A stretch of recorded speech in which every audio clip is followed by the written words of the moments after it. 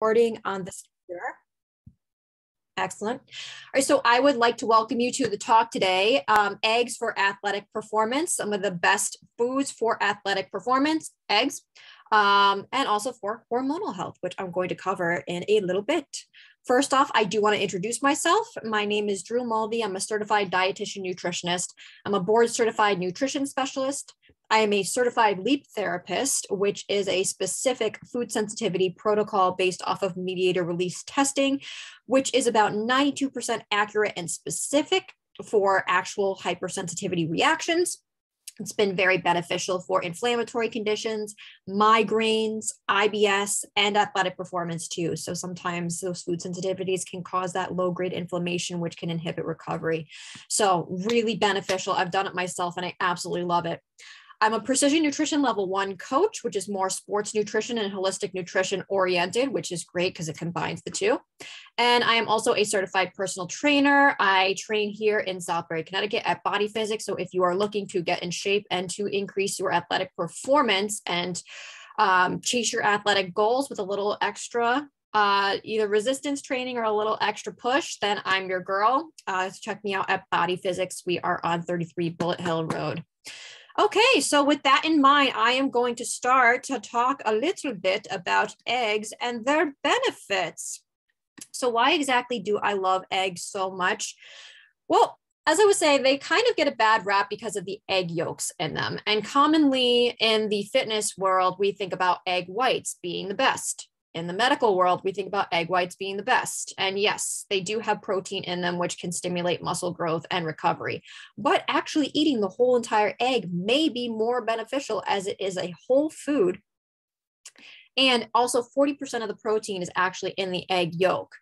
Interestingly enough, I did just read an article that consumption of whole eggs may produce better muscle gains than eating egg whites alone by increasing muscle protein synthesis post-exercise and post-resistance exercise. Now, the evidence is still a little inconclusive and there were only 10 subjects, but this is something that can really pose as a beneficial aid in athletic performance and for recovery as well. But also eggs have a perfect protein ratio, which means that they have a perfect amino acid ratio beneficial for recovery and beneficial for the muscle growth. And also protein is needed for several other things in your body. If you see what an enzyme is, so an enzyme is usually responsible for some sort of a reaction and some sort of a process in your body to convert something to something else. So there's conversions to vitamins, there's conversions to neurotransmitters. So example would be tryptophan to serotonin. You need a cofactor, which is B6, and then you need the enzyme to be able to convert that too. All of those enzymes, digestive enzymes, are made of proteins. It is a protein. An enzyme is a protein. So you need proteins for other things other than for muscle recovery and for muscle strength. You also need it for digestion. You need it for your brain. You need it for all those processes in your body. So very important. But eggs also have a ton of other benefits too. How about eggs and hormonal balance? Well, as an active woman, we need to pay attention to our hormones, as any manipulation in them can result in decreased muscle gains and production of serotonin and melatonin, which estrogen is responsible for that. Estrogen is responsible for the production of serotonin and melatonin. It's actually the enzyme that I was just talking about, B6. It's responsible for serotonin and melatonin. Melatonin is also a potent anti-inflammatory, which is important for recovery in athletes. Estrogen is also responsible for muscle gains too. So if you don't have enough estrogen, you're not really going to be able to see those muscle gains as much as you would like to. Or it could be a decrease in dopamine production and impairment of circadian rhythms, which progesterone is actually responsible for. So if you don't have enough progesterone, your circadian rhythm is probably going to be a little off and your dopamine isn't going to be produced. So dopamine is responsible for focus, it's responsible for mood, and it's responsible for circadian rhythm too. If your circadian rhythm is off, sleep is incredibly important for recovery. If you're not sleeping well, then more than likely you're not going to be recovering well, and it's going to be really hard for you to really reach your athletic goals. And it's been studied in several different arenas that sleep is so crucial to repairing your muscles. But we can't also forget about another hormone, which is the thyroid hormone, as this is not only responsible for our metabolism, but It provides energy to pretty much every single reaction in our body. It's also responsible for digestion as well, metabolism, digestion. It's important for several other reactions in your body. So if your thyroid is not functioning properly, actually, I'm going to get into this in a little bit. If you do have decreased thyroid, it can also manipulate your cholesterol levels too. Very interesting. That could be an underlying factor. So what would be the solution to this? Eating egg yolks. Yes. So the egg yolks are good for your hormones. Females, listen to me. They are good for the hormones. Contrary to popular belief, cholesterol is not bad for you. In fact, it's actually needed. Cholesterol is needed to convert vitamin D to its active form, which is vitamin D3. And D3 is needed for immunity. It's needed for brain health. It's needed for your mood. It's needed for several different reactions in your body. So very important that you do have cholesterol in your body to be able to convert that D3 to that active form so that you're staying in good health. Also, cholesterol, most of our cells actually are made with cholesterol. So if you don't have enough cholesterol, yes, you don't want to have an abundance of cholesterol. Depends on the cholesterol though. You need it to be able to formulate, or I shouldn't say formulate, but form those phospholipids around those cells. So again, super important. But needless to say, super important. And the source is also going to make a big difference, which I'm going to talk about a little bit later. Eggs are also an excellent source of iodine and selenium. These nutrients are super important for your thyroid hormone. It's also important for the generation of your body's natural antioxidants. So iodine works exactly right at the receptor for your thyroid hormone that helps with the conversion of the thyroid hormone. So if you don't have enough of that iodine, then you're not converting the thyroid hormone to the active form of the thyroid.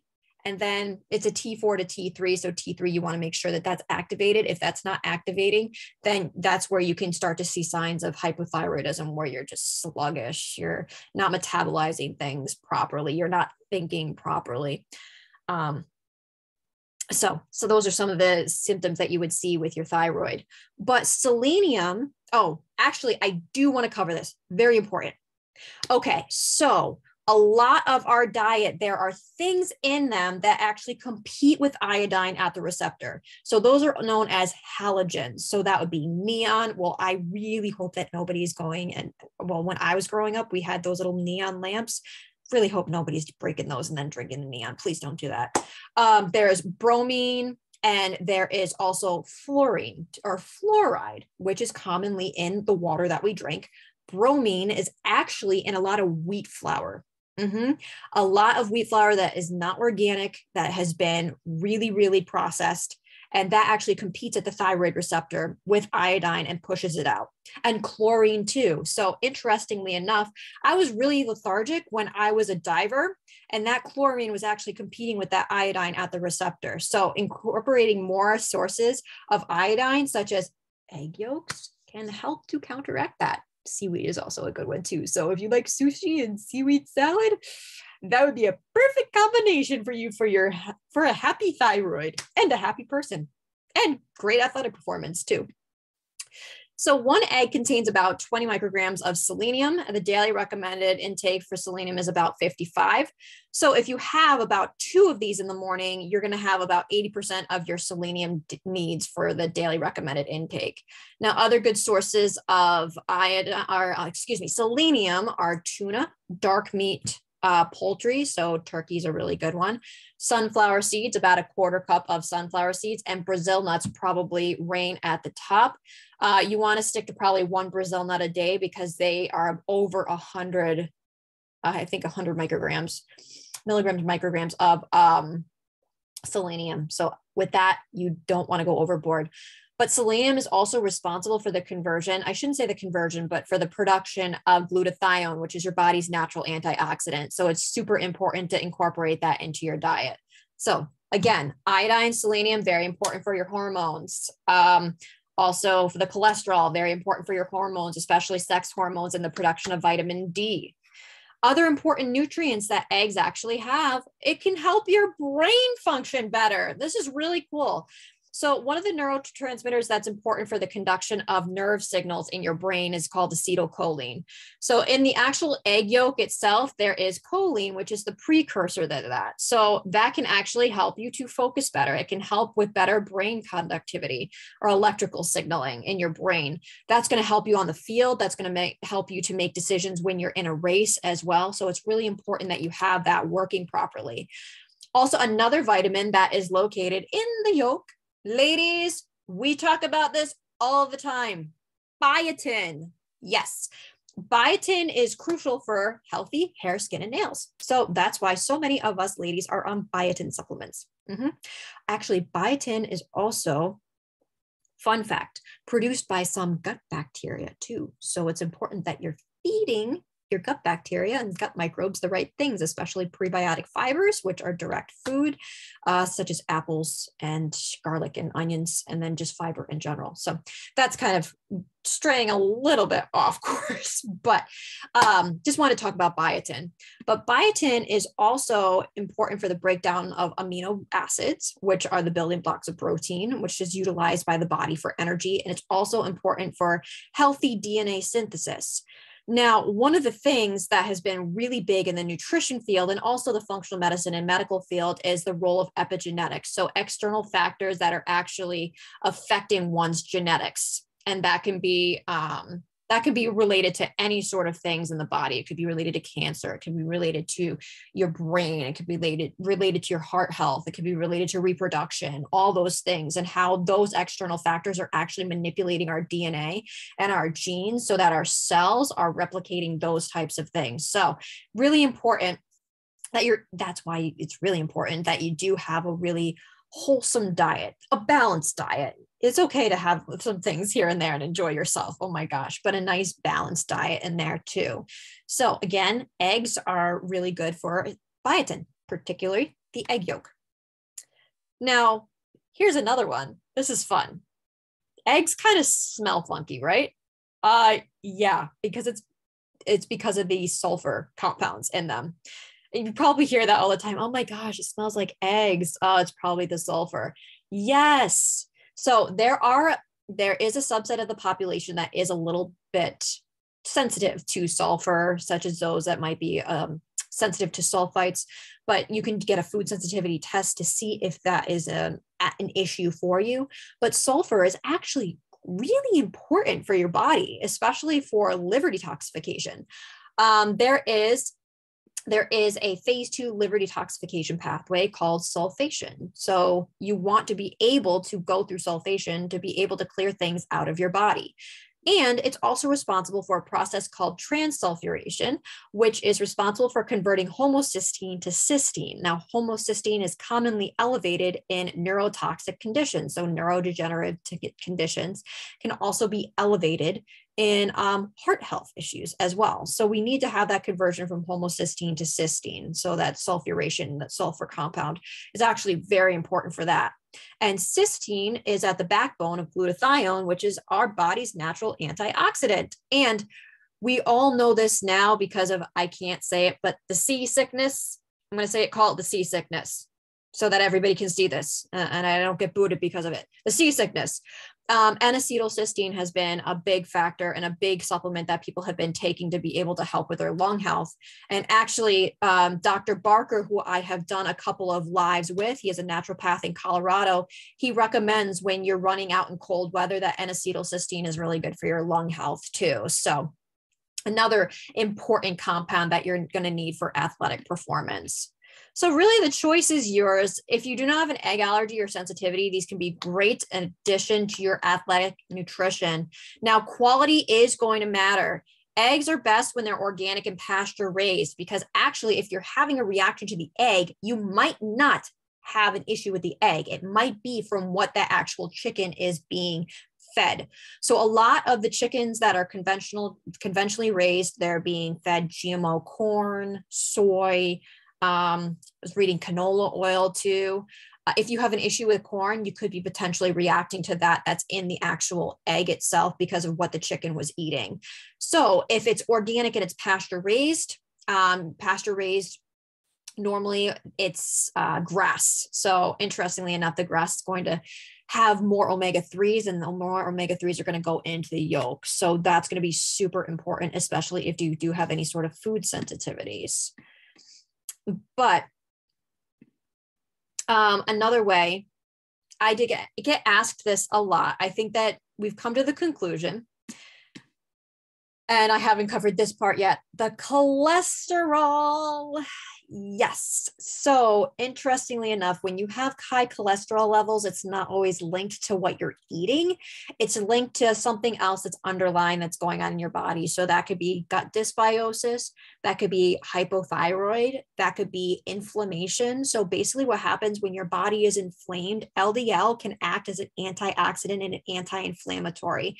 It's almost like acting like a white blood cell to repair something.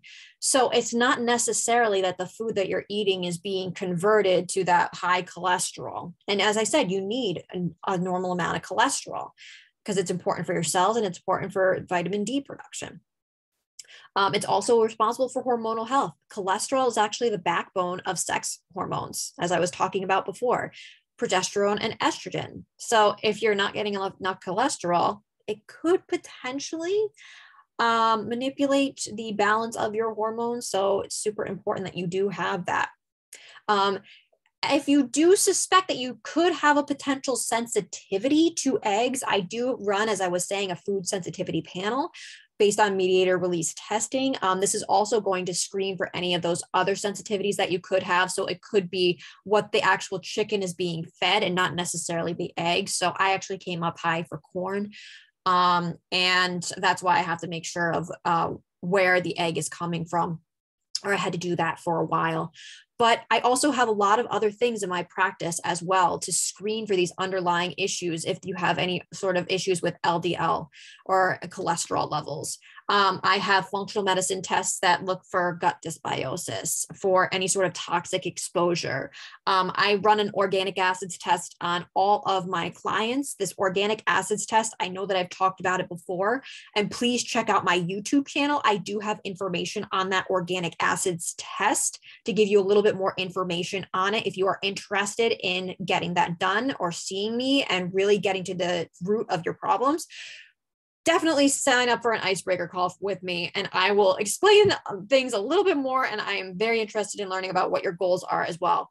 But the organic acid test, what it does is it screens for proper detoxification, any sort of bacterial or fungal issues. So bacterial dysbiosis and any sort of fungal buildups. Yes, it does screen for candida. It is important that you do get tested for that and you don't just self-diagnose, because that can those symptoms of candida can be very similar to symptoms from many other issues as well. So it's very important that you get tested before you start moving ahead on that. It screens for vitamin depletions before they become deficiencies. So your B vitamins are responsible for energy production. So saying biotin is in there too. Your glutathione status for your antioxidant status. So if you're not recovering well, then that could be a factor in there. How stress is affecting your body, particularly dopamine production, noradrenaline, and adrenaline. That could definitely be affecting how you're recovering from your workouts. Protein and fat digestion. So how fats are being converted to energy and proteins are being digested. So if you are having issues with any sort of muscle production or you really have low energy, it does also screen for energy pathways as well. So that's why I love this test so incredibly much. And I've integrated that into my practice. And then that can also show me if there's any toxic overload too. So it really kind of covers all the bases. And then I also have that food sensitivity test too. So as I was saying previously, that one of the things that contributors of, I don't want to say this, impaired recovery or low-grade inflammation can be food sensitivity. So if you really want to take your athletic performance to the next level, I really would suggest getting these two tests. This is what I run in my practice. And if this is something that you are interested in, if this is something that you really want to get to the underlying root of, whether it's gut dysbiosis, toxic exposure, whether there's any sort of hormonal imbalances, I do have other tests that I can run. I do have specific toxic heavy metal testing, hormonal testing, stool analysis, so I can see exactly what microbes are in your gut. And that helps me with being able to help you with a proper probiotic for you as well. And there's a slew of other tests. So really, really excited and really great integration into my practice. So with that in mind, if you are an active athletic female between the ages of 15 and 38, so it's about childbearing years, and you're looking to increase your energy and stamina and athletic performance through balancing hormones, checking your gut health, preventing or managing symptoms of autoimmunity, checking for any sort of low-grade inflammation, and really repairing your relationship with food where you're actually using it as fuel and you're having fun with it. And there's a fun approach to using whole foods and finding your own personal balance, because there is an emotional connection there, then I am your girl. I have been through such an interesting health journey with all of that. With a little bit about me, I've had disordered eating patterns. I used to have fibromyalgia and chronic fatigue syndrome. I lost my period for 5 years, and I had borderline osteopenia because my estrogen had tanked. I didn't always have that good relationship with food or with myself, and now I'm at the other end and I'm really performing well. So if that is you and you really, really want to see what's going on underneath the surface, then please contact me. The link to my icebreaker call is in my bio for those that are on Instagram. And then the link to the icebreaker call is going to be in the comments on Facebook.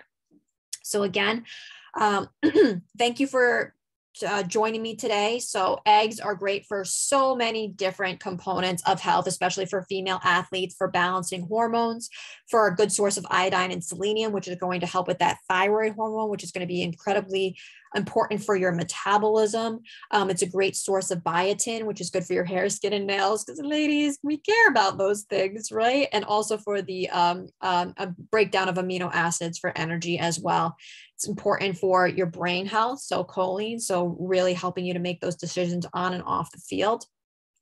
And also the cholesterol. You actually need cholesterol to convert vitamin D to its active form. And many of the cells in our body are coated with cholesterol. So super important. With that in mind, I would like to thank everybody again for coming. And I hope to talk with all of you soon. Have a wonderful rest of your Friday. Take care. Bye-bye.